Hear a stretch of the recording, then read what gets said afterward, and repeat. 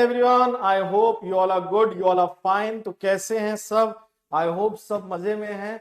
आज की क्लास में हम लोग एडिटोरियल का एनालिसिस करेंगे, डिस्कशन करेंगे। बेहद इंपॉर्टेंट रहेगी आज की क्लास, तो जल्दी से सारे बच्चे जुड़ जाएं हमारे साथ, क्योंकि बहुत मजा आने वाला है आज की क्लास में। तो अब आज की क्लास में हम लोग क्या बहुत सारे वर्ड्स डिस्कस करेंगे, प्लस साथ में एडिटोरियल की रीडिंग यानी कॉम्प्रिहेंड भी करेंगे उससे, यानी दोनों डबल मजा मिलेगा। एक तो पूरे सारे वर्ड्स मिलेंगे आपको बहुत सारे, और उसी के साथ साथ आपको यहाँ पर रीडिंग भी मैं कराऊंगा, जिससे आपका और ज्यादा पार्ट अच्छा हो, रीडिंग स्किल्स इंप्रूव हो। तो स्टार्ट करते हैं आज की क्लास।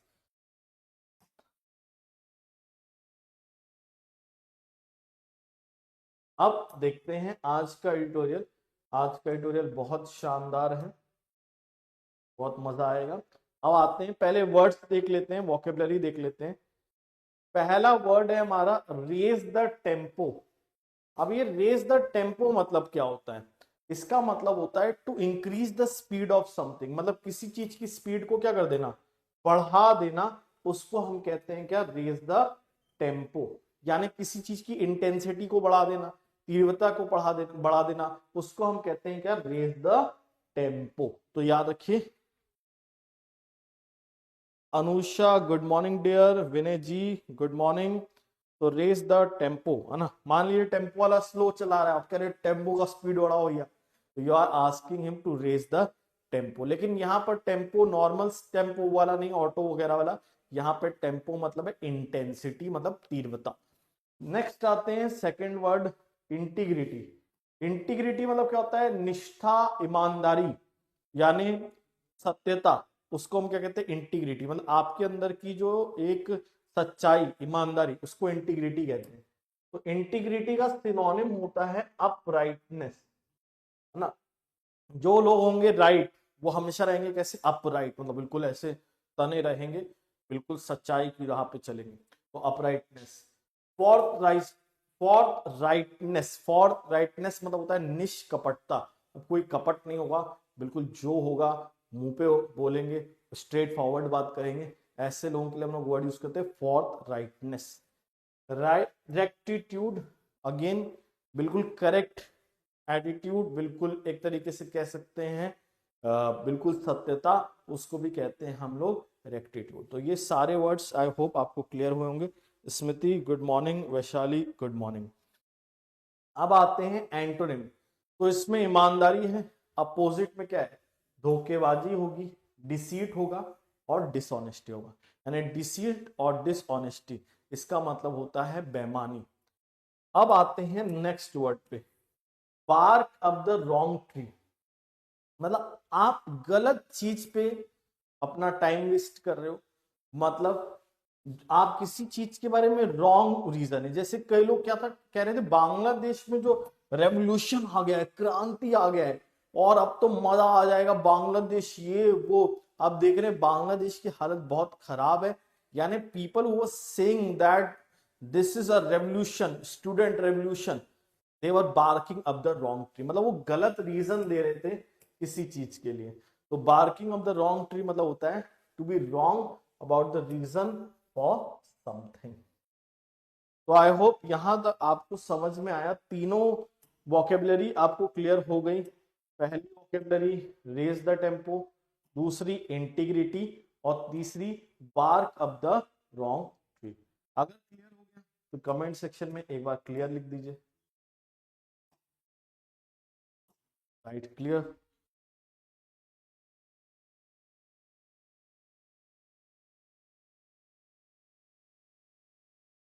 अब नेक्स्ट वर्ड देखते हैं हम लोग, रिमोटली। रिमोटली का मतलब क्या होता है, रिमोटली मतलब होता है सम वे और सम हाउ। मतलब रिमोटली मतलब कह सकते हैं नॉट डायरेक्टली, और मतलब डिस्टेंटली बोल सकते हैं। जैसे कोई चीज किसी चीज से दूर, मतलब बिल्कुल पास से रिलेटेड नहीं है, बिल्कुल दूर बोल सकते हैं, कुछ संबंध हो सकता है तो होगा, मतलब लीस्ट पॉसिबल बोल सकते हैं, तो उसको बोलते हैं रिमोटली। जैसे आप देखते हैं कि भाई राजस्थान में वाटर की काफी समस्या, अब तो खैर काफी इंप्रूवमेंट हो गया, कैनाल इंदिरा गांधी, इसको डैम, मतलब डैम बना था उसके से। लेकिन लोग दूर दराज से पानी लेके जाते थे, रिमोट एरिया से। रिमोट मतलब दूर दराज, तो रिमोट मतलब क्या होता है, दूर। तो रिमोटली मतलब क्या होगा, डिस्टेंटली। क्लियर है, समझ में आ रहा है? जैसे आप कहेंगे इन दोनों मैटर में कोई डायरेक्ट रिलेशन नहीं है, तो दे आर रिमोटली रिलेटेड। तो इनमें कोई दूर दूर तक कोई रिलेशन नहीं है, तो रिमोटली मतलब होता है डिस्टेंटली होता है। Clear Anusha, very good. Antonym क्या होता है, क्लोजली और पर्पसली। मतलब इसमें क्या था, रिमोटली में सम वे और सम हाउ बोल सकते हैं, और पर्पसली मतलब बिल्कुल एग्जैक्ट पर्पस, मतलब बिल्कुल एग्जैक्टली उससे संबंधित है, बिल्कुल उद्देश्य है उस चीज के ऊपर। और या क्लोजली बिल्कुल मतलब क्या है, निकट रूप से संबंधित है। तो यहाँ पर ये होगा एंटोनिम। फिफ्थ, एलोब्रेटली। एलोब्रेटली मतलब क्या होता है, डिटेल्डली। डिटेल्डली मतलब बहुत ज्यादा किसी चीज में गहराई में जाना, एलोब्रेट करना, यानी बहुत ध्यान से कोई चीज देखना, उसको कहते हैं एलोब्रेटली। हिंदी में बोले तो विस्तृत रूप से बोलते हैं इसको। तो एलोब्रेटली क्या होता है हमारा, केयरफुली। पेन स्टेकिंगली मतलब भी होता है बहुत ज्यादा सावधानी बरत कर। इन डिटेल, विस्तार में।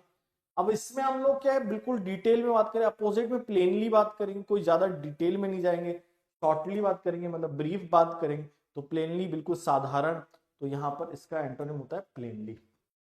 नेक्स्ट वर्ड देखते हैं, प्रिसाइसली। तो प्रिसाइसली क्या होता है, प्रिसाइसली होता है एब्सोल्यूटली। प्रिसाइसली मतलब क्या होता है, एब्सोल्यूटली, पूर्णता। स्पेसिफिकली मतलब बिल्कुल, प्रिसाइसली बोल सकते हैं एग्जैक्टली, है ना। प्रिसाइसली मतलब क्या होता है, बिल्कुल एग्जैक्टली।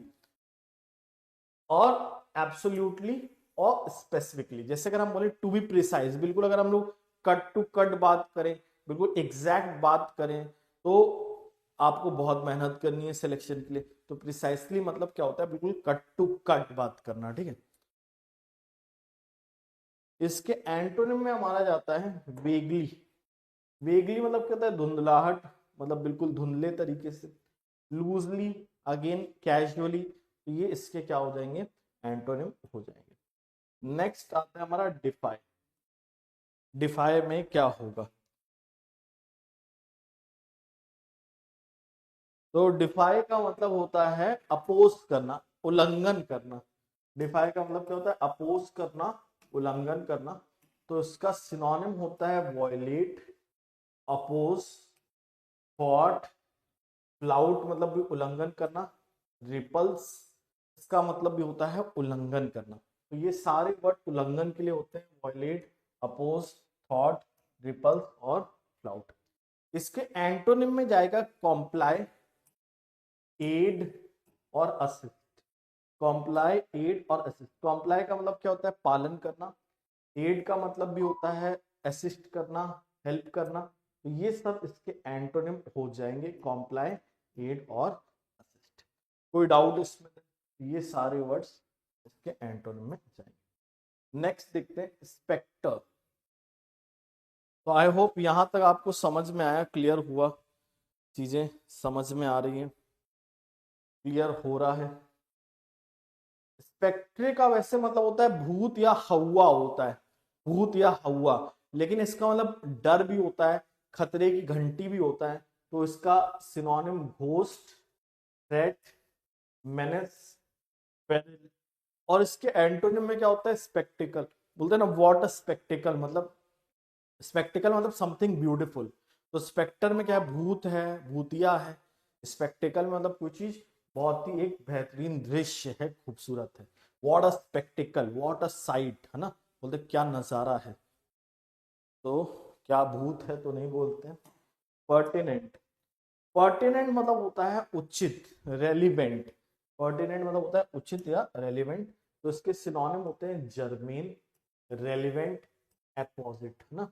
तो एपोजिट मतलब भी उचित होता है। इसके एंटोनिम में जाता है अनफिटिंग। अनफिटिंग मतलब जो अनुचित होगा। इरेलीवेंट जो उचित ना हो, जैसे किसी का बिहेवियर उचित नहीं है तो आप बोलेंगे ये नॉट अ पर्टिनेंट बिहेवियर। बिल्कुल इससे रिलेटेड कुछ नहीं लिखा है जो ऐसे में आपने लिखा है, तो that is irrelevant, that is unfitting. Clear sir. Anusha, Angel Priya hello, Riya hello. Next देखते हैं हम लोग, वर्ड पे आते हैं, ब्रेजन। ब्रेजन का मतलब होता है बस बदतमीज, गुस्ताख, मतलब कुछ बदतमीजी करना, कुछ डिसरिस्पेक्टफुल करना, तो उसको कहते हैं ब्रेजन। तो ब्रेजन का सिनोनिम होता है इम्प्यूडेंट। इम्प्यूडेंट मतलब भी बदतमीज, बेअदब। इंसोलेंट मतलब भी बदतमीज, चीकी मतलब भी होता है बदतमीज। इसके एंटोनिम में जाते हैं हम्बल और मॉडेस्ट, मतलब विनर में, है ना। और इसमें एक फ्रेजल वर्ब भी यूज होता है, brazen something out. Brazen something out मतलब बिल्कुल कॉन्फिडेंटली एडमिट करना। क्या एडमिट करना? To confidently, to act confidently and not admit that a problem exist. जैसे मान लो कोई समस्या है और कोई बेशर्मी तरीके से या कॉन्फिडेंटली बोल रहा है अरे कोई समस्या नहीं, ये जो रॉन्ग साइड पे चल रहा है कोई समस्या थोड़ी नहीं है, या इंडिया की पॉपुलेशन इतनी बढ़ रही, कोई समस्या की बात थोड़ी नहीं है, चेंज हो रही है, कोई समस्या की बात थोड़ी नहीं। तो ये कोई ब्रेजन आउट मतलब बेशर्मी से उसको बिल्कुल निग्लेक्ट कर दे रहा है, मना कर दे रहा है, तो ये ब्रेजन आउट होता है, ब्रेजन समथिंग आउट। अब आते हैं नेक्स्ट पे, लास्ट, पार्टीशन। पार्टीशन मतलब होता है पक्षपाती। पार्टीशन मतलब क्या होता है? पक्षपाती। इसका सिनोनिम होता है बायस्ड, बायगॉटेड और प्रेजुडिस्ड। प्रेजुडिस्ड मतलब भी होता है पक्षपाती, बायस्ड मतलब भी पक्षपाती, बायगॉटेड मतलब भी पक्षपाती। इसके एंटोनिम्स में जाएगा फेयर और अनबायस्ड। फेयर मतलब बिल्कुल सही होना, अनबायस्ड मतलब भी होता है बिल्कुल उचित होना। ये इसके एंटोनिम में जाएगा हमारा पार्टीशन के, ठीक है। तो आई होप आपको समझ में आ गया होगा ये सारे वर्ड्स। अब हम लोग रीडिंग करेंगे एडिटोरियल की। मजा आ रहा है थोड़ा सा, ये आज टफ है क्लास आज की, लेकिन बहुत इंपॉर्टेंट और बेहतरीन क्लास है, जरूरी क्लास है आपके लिए।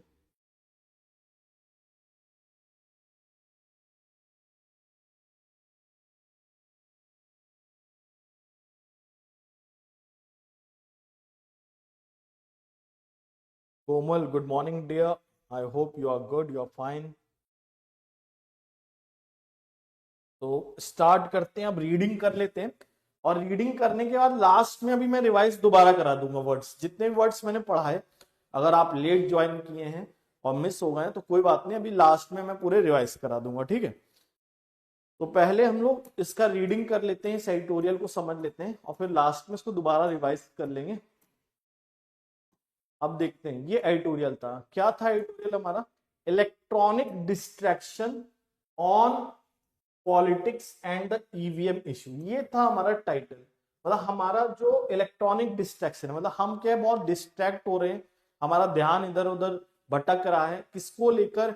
ईवीएम को लेकर, मतलब on politics and the EVM issue, मतलब जो राजनीति चल रही है ईवीएम इशू पे, वो बस एक डिस्ट्रैक्शन है, एक भटकाव है, और कुछ नहीं है।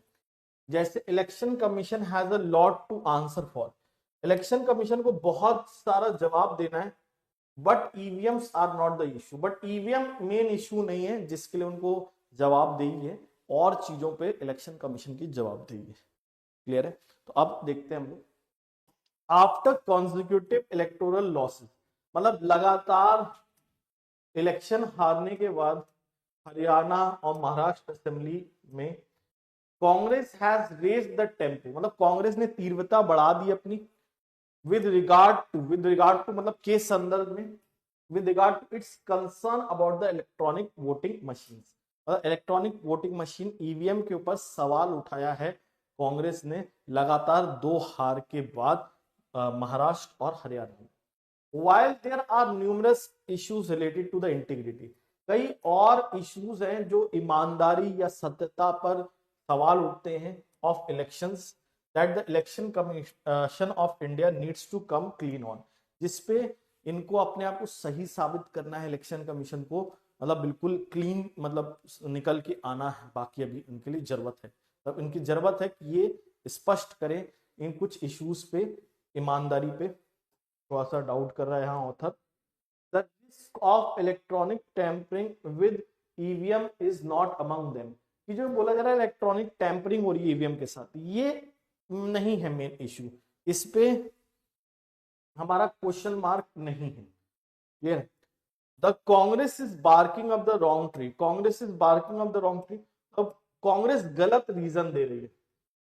गलत रीजन मतलब कि ये जो गलत बोल रही है कि भाई आपका EVM is the issue, that to selectively and only when it loses. तो जो ये रीजन दे रही है कि इलेक्शन हम हार जाते हैं ईवीएम की वजह से, ये एक निरर्थक रीजन है, यूजलेस रीजन है, कोई फायदेमंद रीजन नहीं है। बिकॉज जब आप हारते हो तभी आप बोलते हो ईवीएम हैक है, जब जीतते हो तब तो नहीं कहते ईवीएम हैक है। तो यहाँ पर Congress is giving a useless reason. Some of its party leaders have publicly expressed, कुछ उनके पार्टी लीडर्स ने क्या किया है, बिल्कुल खुल्लम खुल्ला एक्सप्रेस किया है, इस चीज को माना है, अपना व्यू जाहिर किया है, express the view that there is no evidence that suggest the risk of manipulation. ऐसा कुछ नहीं है जिससे पता चले कि छेड़छाड़ हुई है, मैनिपुलेशन किया गया है, यानी कुछ गड़बड़ है दया, ऐसा कुछ नहीं पता चल रहा है। कुछ कांग्रेस लीडर ने कहा है। रिमोटली और थ्रू प्रोग्रामिंग, मतलब ना दूर दराज से डिस्टेंटली कोई रिलेशन है, ना कोई प्रोग्रामिंग के जरिए कोई हैकिंग वगैरह नहीं हुई। एटलीस्ट टू ऑपोजिशन लीडर्स, दो ऑपोजिशन लीडर, एनसी लीडर और J and K chief, J and K मतलब जम्मू कश्मीर के chief minister Omar Abdullah and Trinamool Congress leader Abhishek Banerjee have distance themselves from the allegation. ये जो आरोप लग रहे हैं, एलिगेशन, एक्यूजेशन लग रहे हैं, इससे अपने आप को दूरी बना ले। क्या हम भैया नहीं मान रहे ईवीएम वगैरह है, हम इस चीज से, हम इसमें ये नहीं बोल रहे हैक्ड है, मतलब इन्होंने दूरी बना ली है जो कांग्रेस के स्टैंड है उससे। To assume that EVMs are so elaborately and precisely manipulated, ये assume करना बहुत डिटेलली और बिल्कुल एग्जैक्टली कि ईवीएम मैनिपुलेटेड है, that the BJP wins in some states and loses some others in a detailed conspiracy defies logic। तो आप कहते हैं कि बिल्कुल बहुत डिटेलली और प्रिसाइसली आप कहते हो कि भाई बीजेपी मतलब जो है ये ईवीएम हैक है। तो ये कैसे हो सकता है भाई? बीजेपी कुछ स्टेट में हार जाती है, कुछ स्टेट में जीत जाती है, और आप बोलते हो ये एक षड्यंत्र है। ये लॉजिक को डिफाई करना, ये लॉजिक के अपोजिट जाता है। जो आप ये बात कहते हो कि डिटेलली, कि बहुत ज्यादा इस पे केयरफुली बात करते हो एग्जैक्टली कि ईवीएम हैक्ड है, ये लॉजिक के खिलाफ जाता है। क्लियर है? यहां तक आपको क्लियर हुआ, ये समझ में आया ये एडिटोरियल का मीनिंग? यहां तक कोई दिक्कत बताओ? यहां तक आपको कॉम्प्रिहेंशन क्लियर है? कुछ चीज नहीं समझ में आ रही हो तो मैं रिपीट कर देता हूं। यहां तक कॉम्प्रिहेंशन आपको क्लियर जा रहा है? क्लियर लिख दीजिए एक बार कमेंट में।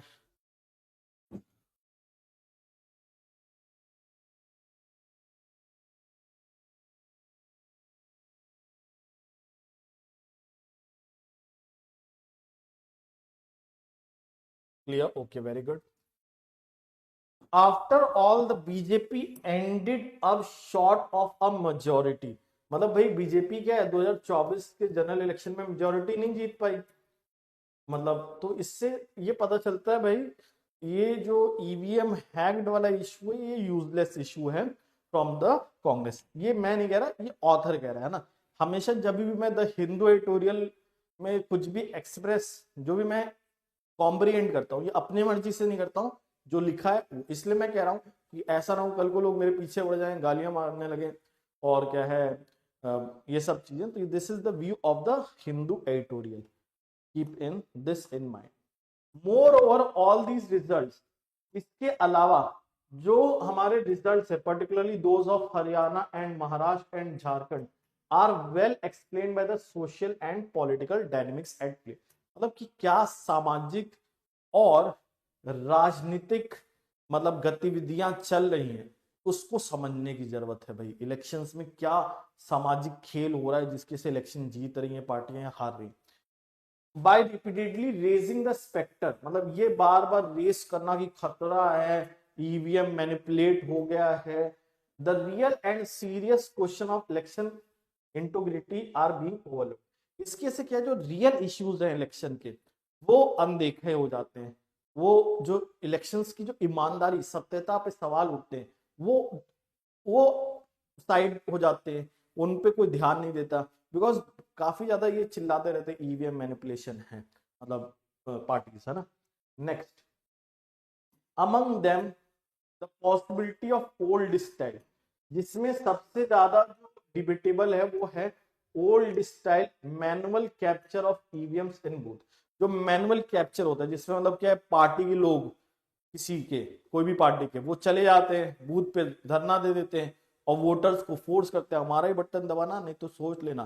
तो ये इशू है, dominated by one party and where polling agents of opponents are absent। मतलब एक तरफ के पोलिंग एजेंट होते हैं, दूसरे के नहीं होते हैं। तो बीजेपी के हैं, कांग्रेस के नहीं, कांग्रेस के हैं, बीजेपी के नहीं, दोनों पोलिंग एजेंट्स नहीं होते, तो जिसके से एक वोटर फोर्स्ड हो जाता है वोट करने के लिए। क्लियर?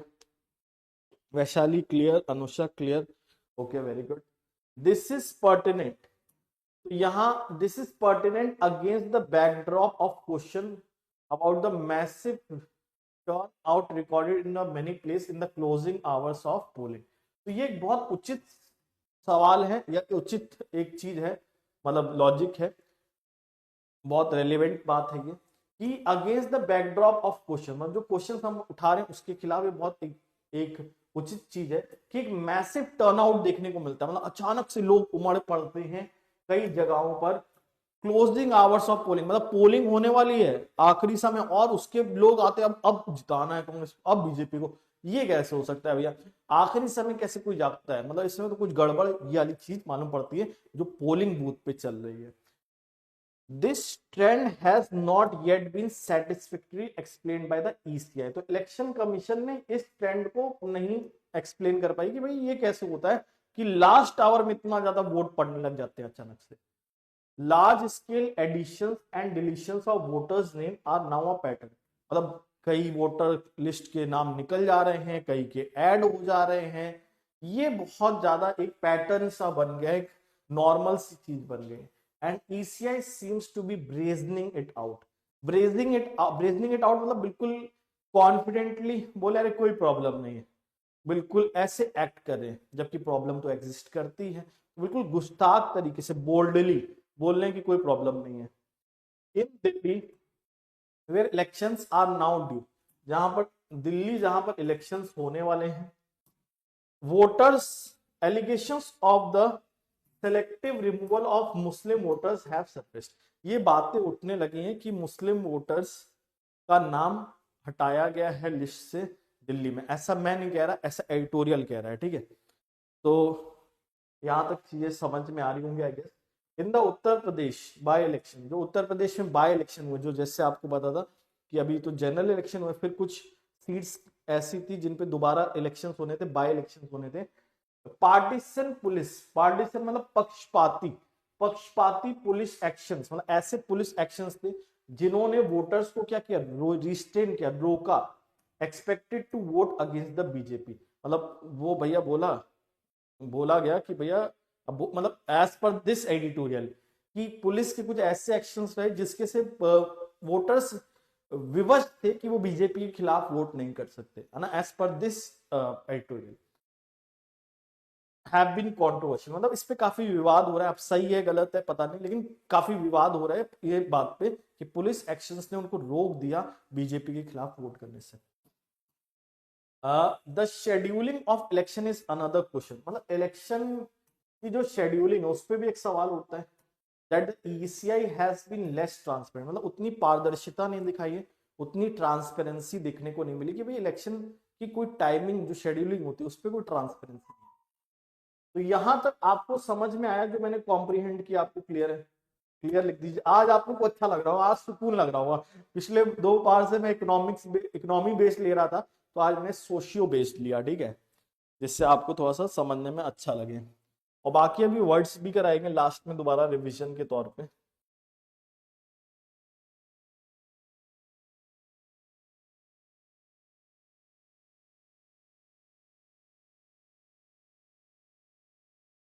क्लियर लिख दीजिए, एक बार सीएल लिख दीजिए सारे बच्चे, सीएल, तो जिससे मैं समझ जाऊंगा आपको यहां तक क्लियर हो गया।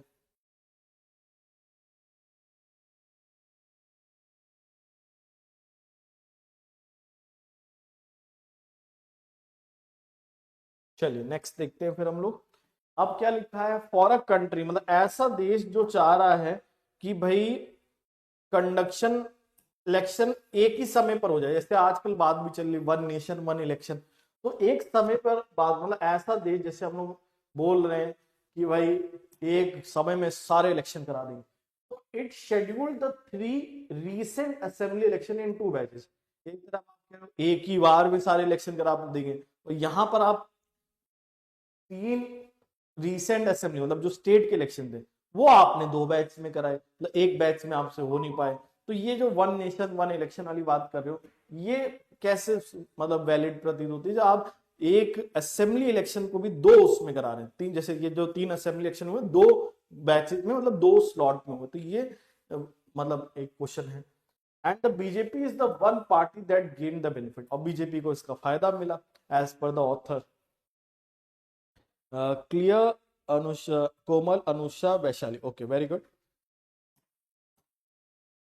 एज इज एविडेंट, जैसा कि प्रत्यक्ष, some of these issues are local, इनमें से कुछ इश्यूज लोकल हैं, some related to the vast capacity gap between the BJP and the opposition, कि कुछ इश्यूज लोकल लेवल पे डोमिनेट, लोकल इश्यूज हैं जैसे हमें स्पष्ट हो रहा है मतलब इलेक्शंस को लेके, और कुछ हैं जो एक गैप है बीजेपी और ऑपोजिशन में, कि भाई जब आपके पास एक गैप होता है तो एक पार्टी का दबदबा तो रहता है इलेक्शंस में, while some others are squarely in the court of the election commission, और कुछ सवाल मतलब अगर बोला जाए स्क्वायरली डायरेक्टली तो रिलेटेड है किसके ऊपर, इलेक्शन कमीशन के ऊपर, कि इलेक्शन कमीशन के ऊपर कुछ सवाल उठते हैं कि भाई ये चीजों पे ध्यान क्यों नहीं दे रही है। The opposition needs to focus on the real question of election integrity, तो जो मेन इलेक्शन इंटीग्रिटी, इलेक्शन की सत्यता है, उस पर जो सवाल है उस पर फोकस करना चाहिए rather than EVM, and EVM का should not act as a distraction, तो ईवीएम से अपना ध्यान भंग नहीं करना चाहिए, मेन इलेक्टोरल जो इश्यूज हैं उन पे फोकस रखना चाहिए। तो आई होप आपको ये समझ में आया होगा, पूरा क्लियर हो गया होगा। Vaishali clear, Saransh clear, good morning Angesh, Dharmendra Soni good morning dear. अब हम लोग एक बार वोकेबलरी और रिवाइज कर देंगे, लेकिन जस्ट गिव मी 30 सेकेंड्स, है ना, 30 सेकेंड्स दीजिएगा, थोड़ा सा पानी पियेंगे, और उसके बाद वोकेबलरी जो मैंने पढ़ाई उसको एक बार निमोनिक्स के जरिए या और इजी वे में रिवाइज करवा देंगे। Clear sir? एक मिनट दीजिए।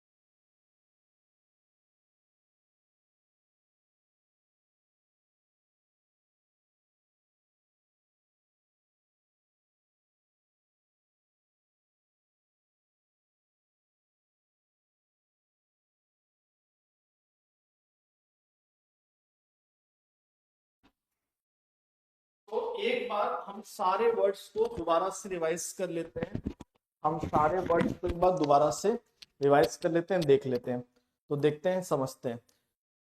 और साथ ही साथ बस आपको एक काम करना है, जो मैं बोलूंगा उसका आंसर आपको लिखते जाना है कमेंट में, तो जिससे आपको और वर्ड्स याद हो जाएंगे। तो पहला क्या है, रेज द टेम्पो, तो रेज द टेम्पो का मतलब क्या होता है, किसी चीज की तीव्रता बढ़ा देना, तो लिख दीजिए कमेंट में इंक्रीज, इंक्रीज लिख दीजिए भाई, टेम्पो से याद कर सकते हैं, टेम्पो है भैया, टेम्पो भाई स्लो चला रहा है, आपको कहीं पहुंचना है, आपने कहा भैया टेम्पो का स्पीड बढ़ाओ नहीं तो बता रहे बहुत मारेंगे, तो लिख दो इंक्रीज।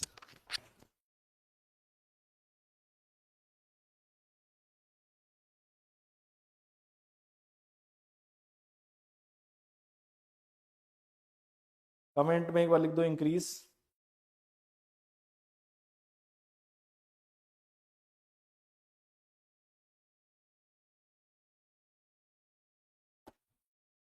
Very good Anusha.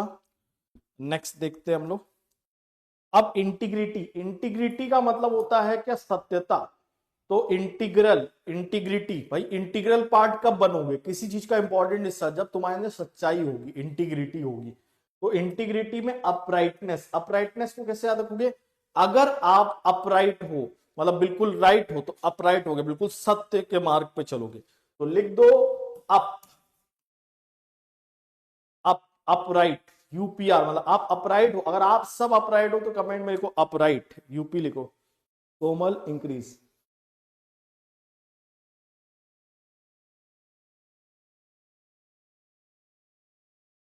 अब नेक्स्ट देखते हैं bark up the wrong tree. ये क्या होता है भैया, bark up the wrong tree, bark up मतलब क्या है, भौंकना, और कोई इंसान भौंक रहा है बेवजह, तो क्या कर रहा है, काहे भौंके जा रहे हो भैया। आपने देखा होगा कि लोग ऐसे बेसलेस रीजंस देते, बेसलेस कारण देते, तो वो क्या होते हैं, बार्क अप करते हैं। तो यहां पर बी यू लिख दो, अगर आपको ये समझ में आ गया रिविजन में, bark up the wrong tree, upright, okay very good. Komal, Anusha.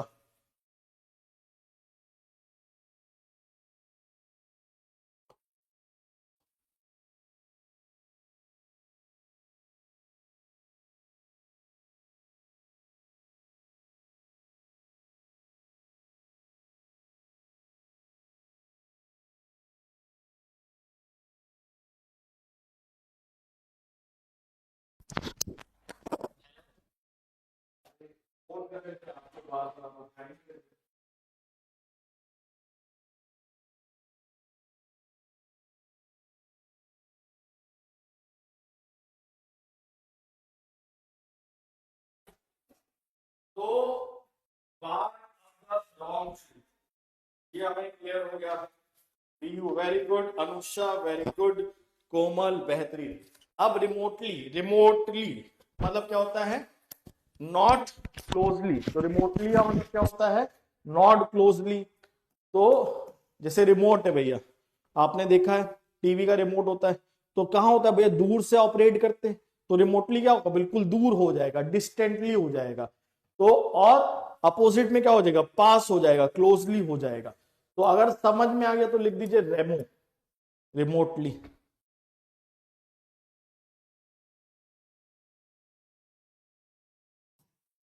रेमोट, remotely के बाद नेक्स्ट वर्ड क्या था हमारा, एलोबरेटली। एलोबरेटली जैसे आप सब पढ़ाई करते हैं, कैसे पढ़ाई करते हैं, बिल्कुल डिटेल्ड मैनर में, एलोबरेट तरीके से पढ़ते हैं, हम लोग भी आपको एलोबरेट तरीके से पढ़ाते हैं। तो एलोबरेटली मतलब क्या होगा, बहुत केयरफुली हो जाता है, पेन स्टिकिंगली, बहुत ध्यान से कोई चीज करना, डिटेल में करना। एंटोनिम में प्लेनली करना। तो यहाँ पर लेबर भी आप दिखा रहे हो, बिल्कुल लेबर, मेहनत कर रहे हो, बिल्कुल डिटेल में जा रहे हो, तो लिख दो LABOUR। अगर आप लेबर कर रहे हो, मेहनत कर रहे हो और सीख रहे हो ये सारी चीजें, तो लेबर लिख दो कमेंट में।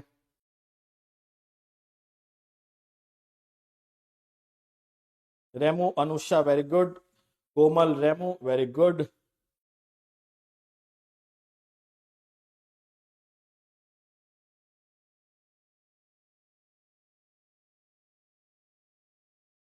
अब देखिए प्रिसाइसली, प्रिसाइसली क्या होता है, बिल्कुल एग्जैक्टली होता है। तो प्रिसाइसली का क्या होगा, एग्जैक्टली, है ना, बिल्कुल जैसे आप सटीक बिल्कुल तरीके से आंसर देते हो, प्रिसाइज आंसर देते हो। तो एब्सोल्युटली, स्पेसिफिकली, एग्जैक्टली इसके सिनोनिम होते हैं। एंटोनिम होते हैं वेगली और लूजली। तो अगर आपकी पढ़ाई भी बिल्कुल सटीक है तो आप बोल सकते हो प्रिसाइज, लिख दो प्रिसाइज। लेबा, कोमल, Anusha very good.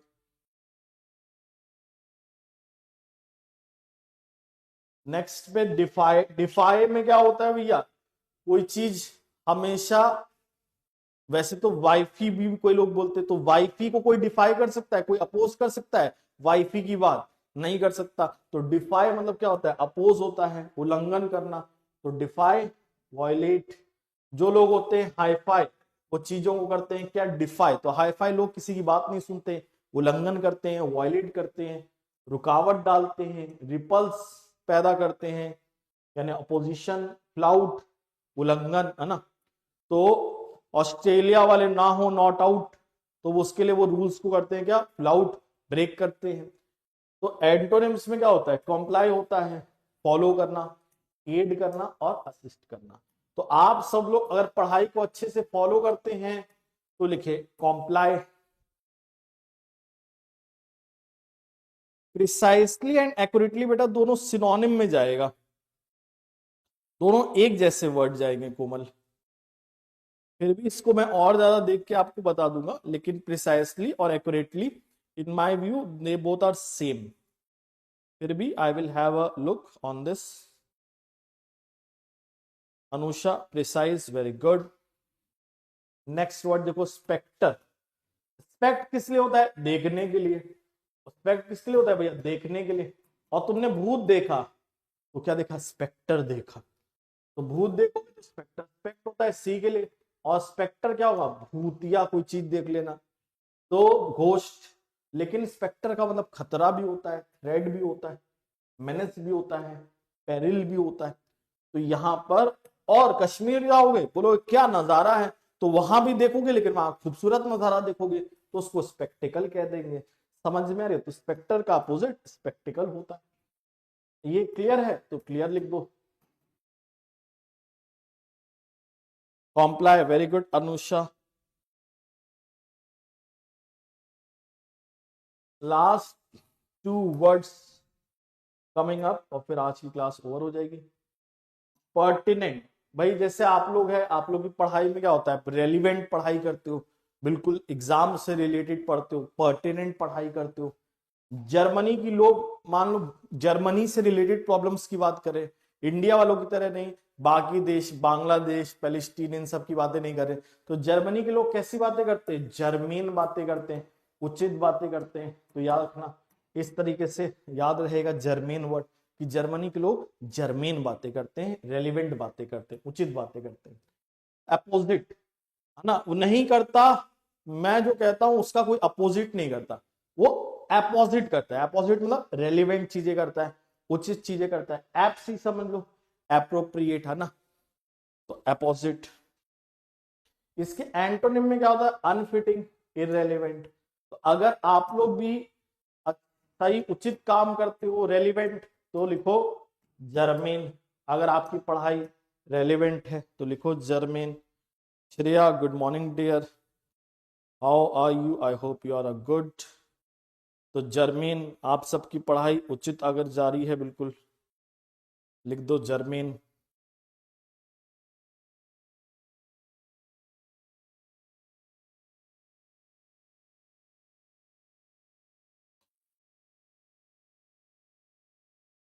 Germain, okay. तो मतलब यहां तक क्लियर हो गया आप लोगों को, बेहतरीन।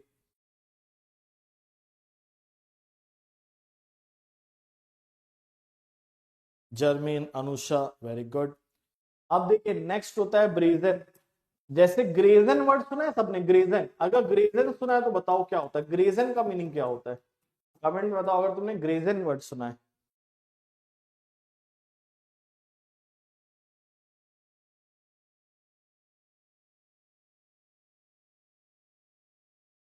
नॉट जर्मेन, जर्मेन पढ़ाई नहीं करते हो, मतलब नॉट जर्मेन ब्रेजन का मीनिंग है ना। चलो ग्रेजन बताओ। ग्रेजन सुना है, ग्रेजन का मतलब होता है चरना, ग्रेस का मतलब क्या होता है, चरना। जैसे आप देखते हो ना, गाय चरती है, ग्रेस करती है। और मान लो किसी अब हम, गाय तो चरती है, कई बार हम लोग भी चरते हैं, चरते मतलब खाना खाते हैं। तो अब क्या है, मान लो किसी कहीं पार्टी जा रही है, पार्टी चल रही है, और तुमने क्या किया, बिन बुलाए मेहमान, उस पार्टी में इनवाइटेड नहीं हो, और तुम गए और वहां ग्रेजन कर लिए। जैसे 3 इडियट्स में देखे थे, है ना, कि नॉट इनवाइटेड, और खा लिया वायरस की शादी में। तो ये कैसी हरकत करी उन्होंने, बदतमीजी वाली, गुस्ताख वाली, ब्रेजन। तो तुम लोग ने भी कभी शादी में ऐसे किया है, ग्रेजन मतलब बिन बुलाए वाली शादी में खाया है? बताओ, अगर खाया तो बताओ, नहीं खाया तो कोई बात नहीं। इम्प्यूडेंट तो अब याद रहेगा ब्रेजन, है ना। दूसरे की पार्टी में जब कोई करेगा ग्रेजन तो ये है बदतमीजी वाली बात, यानी ये है क्या, ब्रेजन। इम्प्यूडेंट, नहीं देते हैं रूम का रेंट और बिहेव भी करते हैं इम्प्यूडेंट। कौन, दिल्ली वैली के लोग। तो दिल्ली वैली के जो टेनेंट्स थे वो कैसे थे, इम्प्यूडेंट, मजबूत मतलब क्या है, बहुत ही बेशरम, बदतमीज। क्लियर है। फिर हमारा आता है इंसोलेंट। अब इंसोलेंट को याद कैसे रखें, शोले याद है, शोले मूवी। तो शोले में जो कैरेक्टर गब्बर था वो क्या था, इन शोले। इन शोले मतलब काफी बदतमीज था। बसंती को बोल रहा है नाचो, कंटिन्यूस नाचो भाई, ब्रेक करके नचवाना चाहिए। तो इंसोलेंट। क्लियर है, नहीं सर कभी नहीं किया है ग्रेजन, ठीक है। तो चीकी, मान लो तुम किसी को कहते हो कितने अच्छे चीक्स लग रहे हो, my God you are looking cute, लेकिन वो दिखा रही है एटीट्यूड, वो दिखा रही है क्या, बदतमीजी। हाउ डेयर यू से me like this like that. तो शी इज बिहेविंग चीकी। तो तुम उसको बोल रहे हो चिगी विगी और वो बोल रही है बदतमीजी से बिहेव कर रही है, चीकी बिहेव कर रही है। तो चीकी, उसके बाद एंटोनिम में क्या होता है, हम्बल और मॉडेस्ट। क्लियर है। तो ऐसा आपके साथ भी हुआ है कि आप लोग के साथ कोई चीकी बिहेव किया है, चीकी, या कोई छोटा बच्चा है तुम उसके चीक्स खींचने गए और उसने जो है उल्टा हड़का दिया, तुम्हें चीकी बिहेव कर दिया। अब देखो उसके बाद आता है brazen something out, to accept confidently and not admit that a problem exist. मतलब बिल्कुल कॉन्फिडेंटली बिहेव करना और ये मानना कोई समस्या एग्जिस्ट नहीं करती है, उसको कहते हैं हम लोग ब्रेजन समथिंग आउट। ये एक फ्रेजल वर्ब में यूज होता है। अब देखो, तुम्हारा छोटा भाई पार्टी करता है तो पापा कुछ नहीं कहते, और तुम पार्टी करते हो तो पापा क्या है, बहुत ज्यादा बोलते हैं, यार ये क्या पढ़ाई नहीं लिखाई नहीं करता, मेहनत नहीं करता। तुम कहोगे पापा पार्टी बदल लेते हैं आप पार्टीशन है, यानी आप पार्टीशन है, मतलब याद करने का तरीका है, कोई दिल पे मत ले लेना। तो पार्टीशन है मतलब आप पक्षपाती हैं पापा। छोटा भाई पार्टी करे आप कुछ नहीं कहते, हमें कहते हैं तो पार्टीशन हो जाएगा, पक्षपाती। तो पार्टीशन का सिनोनिम क्या होता है, बायस्ड, बायगॉटेड। बायगॉटेड कैसे आता है, कोई बाय गॉड, मतलब कुछ धर्म के लोग होते हैं, कट्टर लोग होते हैं, वो क्या बोलते हैं, मेरा भगवान सब कुछ है, तुम्हारा भगवान कुछ नहीं। तो या तुम्हारा खुदा कुछ नहीं, तुम्हारा भगवान कुछ नहीं, इस तरीके से। तो बाय गॉड करते हैं वो, मतलब क्या दिखाते हैं, पक्षपात दिखाते हैं धर्म के बेसिस पे। प्रेजुडाइज्ड, अगेन पक्षपाती होता है। अपोजिट, मेरी तरह बिल्कुल फेयर, कोई पक्षपात नहीं, और अनबाइस्ड। तो आई होप आपको समझ में आ गया। एसी लिख दो और फिर आज की क्लास को एंड करेंगे। मजा आया तो लिख देना मजा। All clear.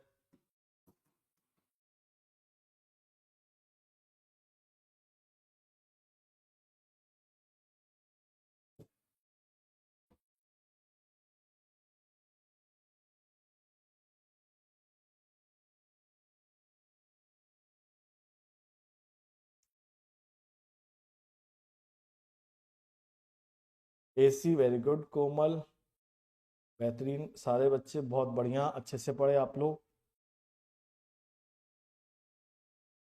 अनुषा एसी ऑल क्लियर।